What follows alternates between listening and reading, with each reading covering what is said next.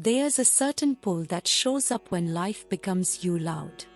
When people let you down. When trust breaks. When the world just feels overwhelming. In those moments, it's natural to want distance. You start to pull away. You try to protect your heart. You begin building a wall, maybe not one others can see, but one you can feel, high enough to keep everyone out, even the ones who genuinely care. And at first, it feels like the right thing. You tell yourself it's safer this way, that behind this wall, no one can hurt you. But something else starts to happen in that quiet space you've created. It doesn't always feel like loneliness in the beginning. Sometimes, it feels like freedom, like control, like you finally have space to breathe, without anyone's nose pressing in. But with time, that space starts to echo. And in that echo, a heaviness begins to grow. Not just because you are alone, but because you've disconnected from the very things that make life meaningful. This is exactly what Krishna cautions against in the Gita. Not just through his words, but through the way he lived. Krishna was never distant. He didn't stay hidden in temples or palaces. He was always among people, guiding kings, laughing with children, standing beside farmers, comforting the heartbroken. He moved through the mess of life without avoiding it. He didn't keep his divinity separate from the world. He brought it right into the center of it. In chapter 12, verse 13, Krishna says something that reveals what truly matters to him. One who is not envious, who is friendly towards all living beings, such a person is dear to me. It's not a rule. It's not pressure. It's an invitation to stay open, even when life gives you every reason to close up. Because Krishna knows what most of us forget when we are hurt. Isolation doesn't just block pain, it also blocks grace. When we withdraw, we may think we are choosing peace. But often, we are just choosing numbness. And while numbness feels safer in the short term, it slowly erodes the soul. There's a subtle pride that starts growing when we decide we don't need anyone. We begin to believe that our spiritual path becomes stronger when walked alone. But the Gita doesn't support that idea. It was never about isolation. It was always about relationship, about showing up, about walking your dharma, not in silence, but in the world. Think of Arjuna in the middle of the battlefield. He didn't try to handle it all by himself. He turned to Krishna, not just for advice, but for support, for clarity, for comfort. When Arjuna's heart was heavy and his mind was torn, Krishna didn't hand him a weapon and walk away. He stood beside him. He spoke to him. He helped him return to himself, one word at a time. Because real strength isn't built by shutting people out. It's revealed through connection. Even in the hardest storms, we are meant to walk together, not as burdens, but as companions. But maybe you've been through too much to believe that. Maybe your heart has been opened before, and it was met with silence, or betrayal, or deep misunderstanding. Now, even the idea of letting someone in again feels like too much. That kind of pain is real. It leaves its mark. But even then, especially then, the Gita gently asks us to try again. Not all at once. Not dramatically. Just little by little. To open the door slightly.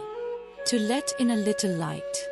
To soften, even if just for a moment. Because your dharma was never meant to grow behind closed doors. It needs life. It needs people. It needs those everyday moments, where we serve, where we listen, where we are changed through relationship. You were never meant to carry all of this by yourself. Even Krishna, who held entire galaxies within him, chose to live among people. He didn't just speak from a distance. He walked with them. He danced. He wept. He stood by them when they fell. He didn't keep himself apart to remain divine.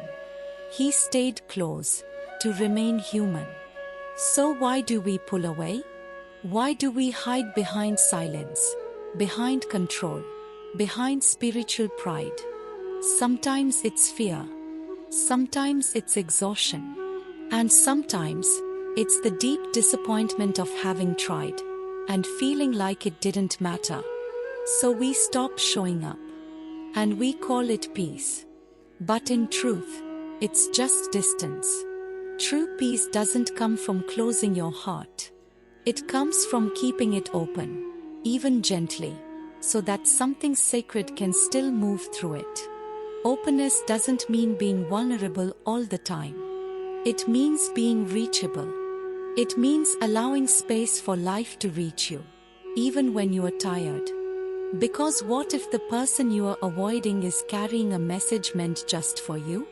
What if the conversation you are resisting holds the very reminder you need? The Gita doesn't glorify walking alone. It speaks of alignment with yourself, with others, and with the divine. And that kind of alignment can't grow if we stay hidden. Even Krishna, when he could have ruled from the sidelines, chose to be a charioteer. He chose to be close. And because he did, Arjuna didn't just fight a war. He remembered who he was. That's the power of presence. So what do you do if you've already built walls? If you've lived behind them so long that you've forgotten what it feels like to be seen? You don't need to tear them down all at once. Just start noticing. Notice where you've gone silent. Notice which relationships feel distant. Notice which invitations you are avoiding, not because you are busy, but because you are scared. And in those places, try something simple. Say yes to one honest moment. Reach out to one person. Share one small truth that reminds you you are still alive, still connected, still open. That's how divine energy begins to move again. Not in loud, dramatic breakthroughs, but in quiet, gentle returns. You don't need to have all the answers. You don't need to explain everything. You only need to take one step outside the wall. Because spiritual life doesn't grow in separation. It grows in relationship. In those ordinary, imperfect moments where we show up, not as saints or sages, but as people who are simply trying to love, trying to listen, trying to be real. Krishna's love wasn't only for those who were flawless. It reached everyone who dared to stay open, even when it was hard.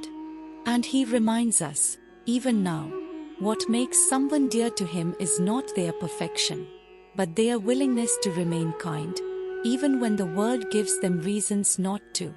So maybe today, your greatest strength isn't in doing more. It's in staying present. In choosing connection instead of protection. In staying in the room, even when your instinct is to walk away. And slowly, as those small choices add up, something begins to shift. The walls soften. The silence lifts. And life, once distant, begins to feel close again. Because you were never meant to hide. You were meant to be held. Not by walls, but by love. And that is where Dharma begins to breathe again.